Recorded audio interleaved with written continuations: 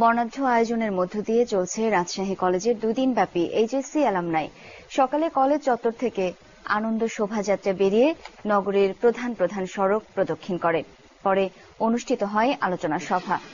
এতে প্রধান অতিথি হিসেবে যোগ দেন শিক্ষামন্ত্রী। তিনি বলেন, দেশের 13টি শতবর্ষী সরকারি কলেজ রয়েছে। সরকার সেগুলোকে সেন্টার অব এক্সিলেন্স হিসেবে গড়ে তুলবে। অনুষ্ঠানে পররাষ্ট্র প্রতিমন্ত্রী, তথ্য ও যোগাযোগ প্রযুক্তি প্রতিমন্ত্রী সহ রাজনৈতিক নেতৃবৃন্দ উপস্থিত ছিলেন। পরে শিক্ষামন্ত্রী কেক কেটে অ্যালামনাই অনুষ্ঠানের উদ্বোধন করেন।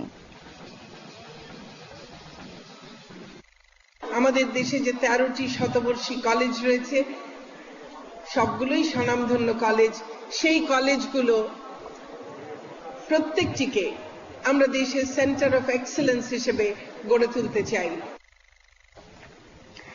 এই আয়োজনে